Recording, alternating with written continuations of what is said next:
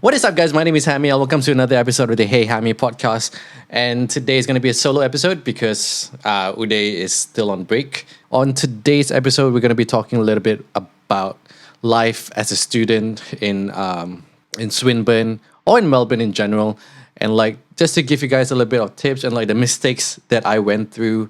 And I hope you get to learn from my mistakes and don't do the same mistakes as I did. But I actually today it is one of the hotter days in summer for Melbourne. It is currently 29 degrees. 29 degrees doesn't sound too bad, to be honest, but when you are standing under the sun in Melbourne, goddamn, like, is it fucking hot? Like, it's absolutely ridiculous how hot it is, but you know what? It is what it is. But for today, I just went for a job interview today, and it went pretty well. I don't think this will be my end goal, but it is still like a freelance job kind of thing. But it'll segue to the first topic that we'll probably talk about, which is just showing up, all right? The importance of just showing up. This is something that I've already made a lot of mistake on. Like, this mistake I've made until today. Sometimes, like, to be honest, like, sometimes you just get lazy, and like, especially when it comes to showing up in terms of school, there are a lot of times where I missed class, all right? A lot of times. And sometimes just showing up actually helps a lot, because let's go back to year one of my school experience in Swinburne University, right? So there was this class where we had to, it's called professional communication. And I just felt like it was after 1-2 classes, I'm like, why am I even going for this class? Like, it's such a waste of time. And like, they're teaching us not really teaching us how to communicate, but like the theory behind how to communicate, which I find really ironic, because if you want to learn how to communicate, you just have to communicate and not do the theory behind it, or rather do more of the practical side of it. And the class was only 1 hour, so it felt a little bit like I just have to go to school for 1 hour just for the class. It was such a waste of time. And the importance of like showing up didn't come from that class, to be honest. Like, I missed a lot of that class, all right? I know you guys are going to go through this, but I missed a lot of those classes, and I still managed to get my high distinction. And because there was like group projects, there was other assignments that you had to do alone, and like I did pretty well on that side. But the problem comes with other units, all right? Because you never know. But before we go to that unit where I made the mistake, all right, the number one thing that I think I'm going to give this tip to everyone, especially international students, you've already decided to come here, right? You've already decided to come here to study, and then whoever's the one that's paying your tuition, your family, your parents, or whoever it is, they've already paid like a lot of money for you, right? And I feel like we at least owe it to them to just go to every class. Even if the class is sort of like a waste of time, I just felt like after that semester, that was the first semester, I was like, oh shit, why did I do that? Like, I should have just went to class and like at least make my money worth it, right? Like, why waste time at home? And like, even if I want to stay home or like do part-time job, at least make the time worth it, right? Like, skipping class just ain't it. And to be honest, like, you've already paid so much money, you might as well just go for the class and like don't miss out on it, right? But the problem with not showing up, you really don't know how God is going to teach you a lesson, right? So personally for me, then the next semester came in, I had another class, which was an elective as well, not that important, right? So it was a race and ethnic class, and there was a group project at the end of the semester, and I missed out one class, right? Bear in mind, guys, I missed out literally within the whole semester, just one class during the third week. And in this class, this was where we had to form groups, right? Now, you have to form groups of like 3 or 4, and there would be a presentation at the end of the semester, which would be another like 2 months down the line. I missed out that one class, right? And I wasn't in a group. So the next week, right? The lecturer said, I'm not in a group, so I will miss out on the presentation. And I'm like, huh? Like the presentation is another like 2.5 months away. Can you like just put me in whoever that's available? And he just told me, nope, I won't be able to put you in a group.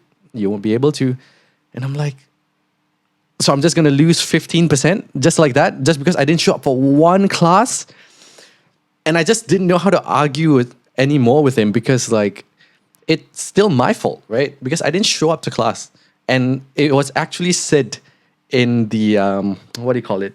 Like the overview of that unit, where it says, if you don't show up to this third week of the class or whatever, and then you don't email your lecturer, then you won't have a group. And I'm like, what? Like, that's the thing. Like, I don't want to say Asian, but like I'm Asian as well. But like as a Singaporean student, where everything is usually like very structured, and like every unit is sort of like in the same structure, and like there's a method to everything. In Australia, a lot of things are like in its own lane. Just because one unit works this way doesn't mean the others work that way. Or like one lecture is like this, every other lecture is very, very, very different. And the moral of this story is to tell you guys, like, sometimes you just go to every single class, especially if you're an international student. Just go. You've already spent the money. Like, your parents already spent the money. Just go to every class, man. Like, you really never know what you're going to miss out, or you never know what you're going to learn. All right? Because this was one of the least important classes of mine, and I really couldn't give two fucks about it. Like, to be honest, I really couldn't give two fucks. Okay, yeah, so half of the problem was him not allowing me to join a group, right? Because, look, let's be honest here, the project is like 2-3 months away. Just put me in any group, like, it's fine. It's not a big deal. And I'm sure no one has started the project. It's 2 months away, all right? And that was his argument. Like, my lecturer's argument was like, oh, they've already started it and I can't join because like it may be unfair to them. And I'm like, what if I talk to them? You know, I literally asked one of them like if I could join their group. And they're like, yeah, that's fine. And then I talked to him again. He's like, no, you can't. Like, you already missed it. I'm like, what the fuck is your problem, bro? But you know what? You just learned your lesson. I gave up. Not gave up, but like, I just took it as it is. I then went to every single class to make sure like he knows that I'm putting the effort, and I still passed the class. But within all my units that I've had, everything was at least credit and above, and that was the only class that I just passed. So it is what it is. You really never know, all right? Guys, take it from me. I lost 15% just for not showing up for one class. And to be honest, I just don't want anyone to go through what I went through, and like, you really don't know what dumbass or like what kinds of lecturers that you're gonna find. So really, really take every class and like just show up for a lot of things. Even for today, like I had my job interview as a videographer. It just didn't feel like the one for me, but I still felt like I had to go. Because when you're like applying for this many jobs and you're finding like a full-time job, I'm sure all of you, same as me right now, are just applying like every single job opportunity you can see, and then you just go and see which one you like. And I feel like this one isn't the one, but I still went for it. And I've learned a lot from that interview, and I wouldn't take it back. And if I didn't go, I wouldn't have learned as well. So go and show up to every single class. Show up for like any party or like any events, networking events. Just show up. You really never know what you're going to learn in that event. So continuing on about life as a student in Swinburne, I would say life in Swinburne for me personally is a little bit more different from a lot of my friends, because most of my friends are in like Monash, RMIT, those two are the main ones. And I feel like in Monash and RMIT, there's a lot more international students. There's also like Singapore Club, Malaysia Club. There's a lot of like my people around there. And it's very diverse, and like it's easier to meet people of my kind. But with my experience in Swinburne, especially maybe it's just my course, I don't know. But it was all like just locals, a lot of like Australians, a lot of like white Australians, and a lot of like, a lot of white Australians, to be honest. And I didn't have any bad experience, but my mindset from the first episode, I said this, I had this mindset of I had to make a solid friend within the first 2 weeks of school. So every single person that I met, like in my class, I just asked for their Instagram. I asked like if they wanted coffee or they wanted to do anything. And thankfully enough, I did make a friend. But it's not about being racist or anything, but like I don't know the culture enough to like hang out and like to understand how locals hang out, to how locals have fun. Like, what do you do for fun? You know, because back in Singapore, after school we would like have lunch, we would go for dinner or like go to a movie, and like we go to like kopitiams, which are like food courts, those kind of things, right? And there's a lot of like night culture where we have like teh tarik, we have like prata, all these kind of things. We don't have this. We don't have that here in Melbourne, right? So like night culture is just in the city, and not everyone lives near the city. Not everyone likes to go to the city as well. A lot of people stay in like the suburbs, inner suburbs, outer suburbs, and then people have jobs as well. And then eating out in itself is expensive. So I knew that enough, but I didn't know that they really like eat at home a lot more. So a lot of like cultural differences where I couldn't really like blend in that quickly, especially the first 6 months. Like that was tough because everyone around me was just locals, and everyone is going to go through a very, very different lifestyle. And I think for the new people, for anyone that's new that's coming to Australia, I think one of the things that you should do before coming here is to set up like a goal of like what kind of friends you want to make, or like what's your social goals, right? I feel like you should sort of have that, because trust me, as much as we can just come here for our study, we end up going through like a lot of social issues, a lot of like friendship issues, a lot of different things that we just never thought we would go through.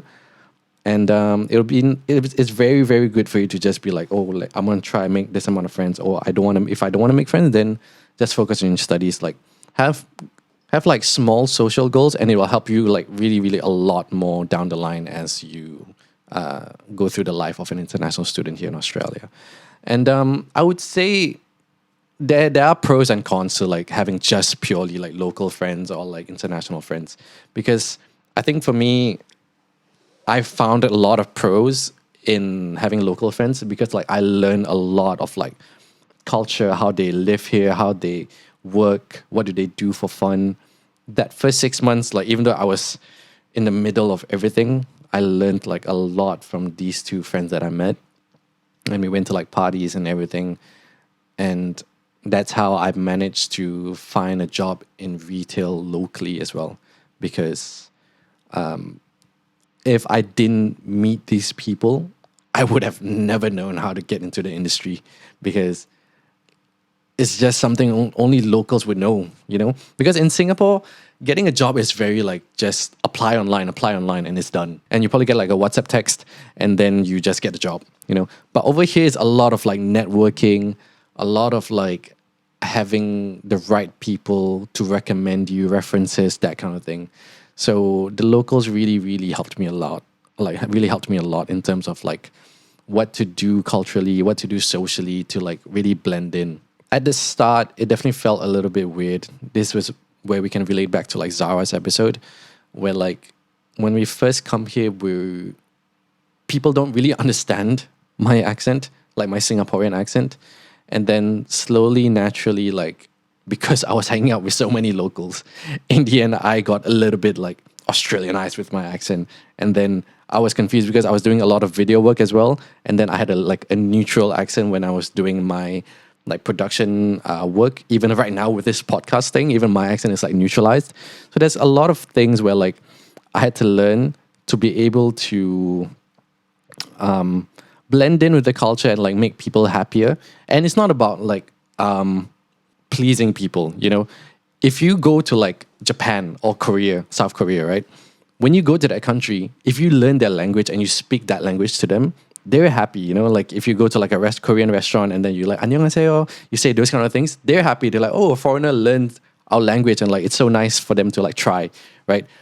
And it's the same thing over here. Like no one makes fun of my accent or anything like that, but sometimes like certain words, like the way Singaporeans have like our Singlish and like certain words they don't use, then I've learned to like use the Aussie accent.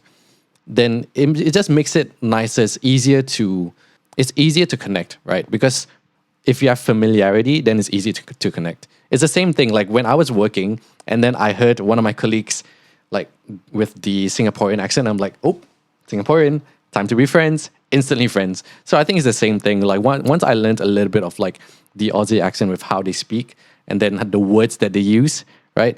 So once I started doing that, I realized like, oh, then now I'm getting a few more friends. It's easier to talk to them.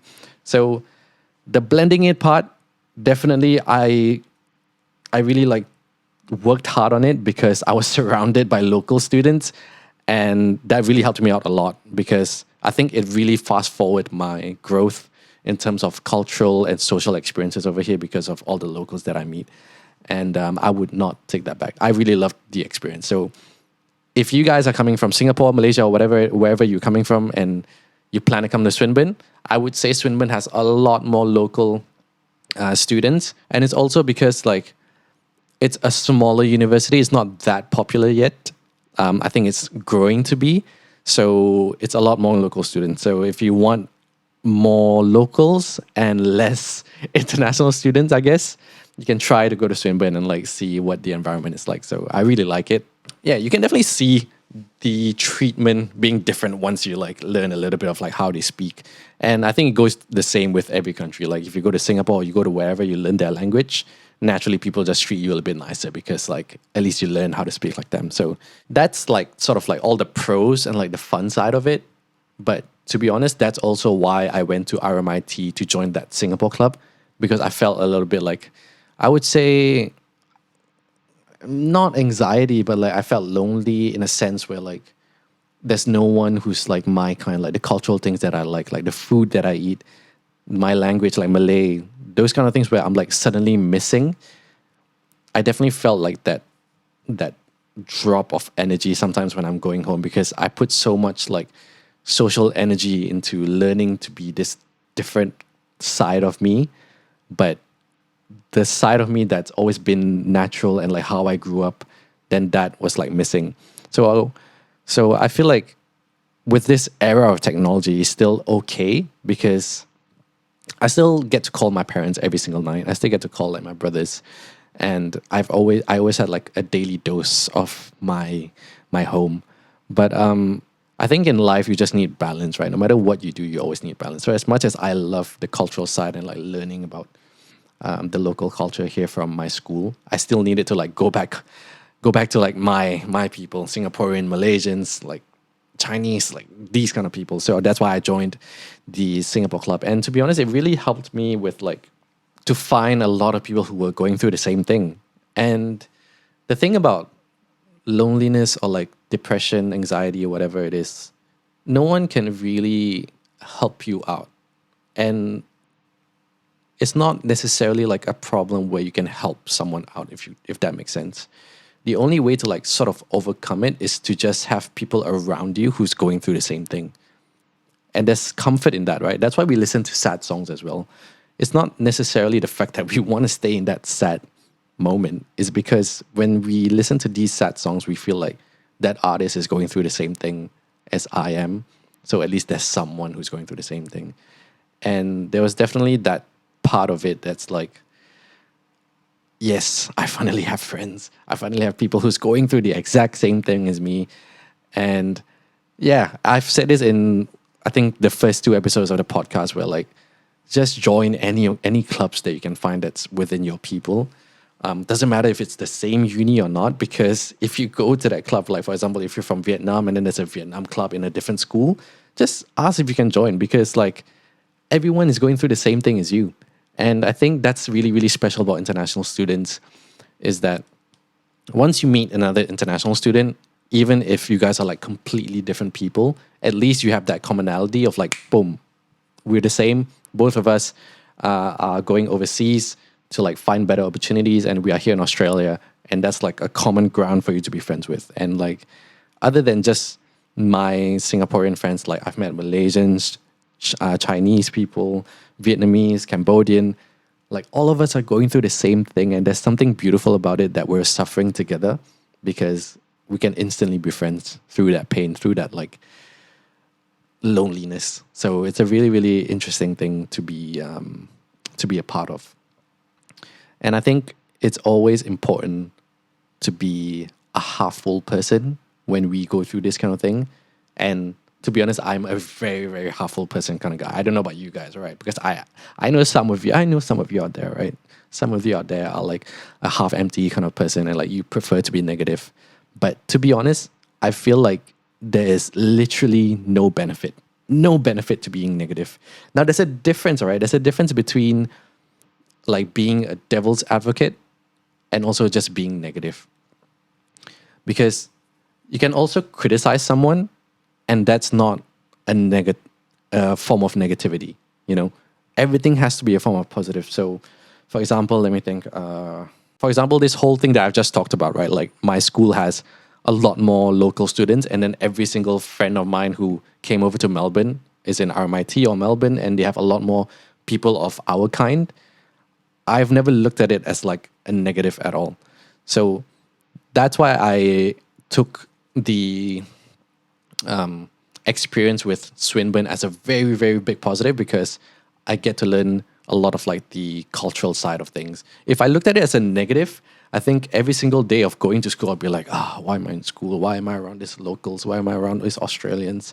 Like, there's just too many of them. Like, I wish I had a school where like I was around like more Singaporeans or Malaysians or international students as in general. And there's just no benefit to be in that mindset. You just have to make do with what you have. So same thing, like if I was in RMIT or whatever, and then I start to think like, oh, there's too many international students, then what am I going to do? Like, just go out there and like make the best out of it. Like, just because you're going through something bad doesn't mean it's negative, right? So even when I lost that 15%, I didn't look at it as a form of negative, even though it was something bad for me, right? Like, and it was my fault. And I could have easily just been like complaining and like blaming it on the lecturer. It's still fully my fault. And it's okay. It's okay to go through that. And there's literally no benefit for me to be like, fuck this lecturer, fuck this guy. Or like, what am I going to do with my life? I lost 15%. I'm not going to get my high distinction. What am I going to do? There's literally no benefit. I've already, at that point, like the only thing I could have done was to do my best to get back that 15%. And then I did, and he still didn't want to put me in the group, and that's fine. And then once I'm done with that, I just do my best in the other projects and make sure that I make up for that 15%. And what I took from that was the lesson that I gave you from the start of this episode, which is to always show up. Just show up to anything, all right? If it's an event, if it's a job interview, if it's class, anything that you don't like, just show up first. At least show up, and then if it's a waste of time, then go home, right? At least do that. Just don't stay at home and like think you're better than that class or think you're better than that interview. Just go for it. Like, you really never know what you're going to learn. And like I tell everyone, bad experiences is part of your positives and part of you learning. You need to go through all these bad experiences and failures for you to improve.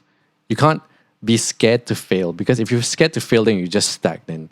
And trust me, being stagnant and staying still is worse than someone who's gone through like 1,000 failures. Trust me, because you wouldn't listen to anyone you wouldn't take any advice from someone who hasn't failed. That's something that I've learned right now. Anyone who succeeded, why you listen to that person is not just because that person succeeded, it's because he went through so much failure that you have so much respect for him or her. So, yeah. Right, that's it for today's podcast. It's a very short one because I want my guy Uday to come back. Then we can make a funny episode. I hope you guys got to learn something a little. I hope you guys got to learn a little bit from my mistakes as well. And this is what this podcast is for, to make sure we improve each other, help each other through this journey of being an international student. Even though it's fun, it has its challenges, all right? So see you guys next week.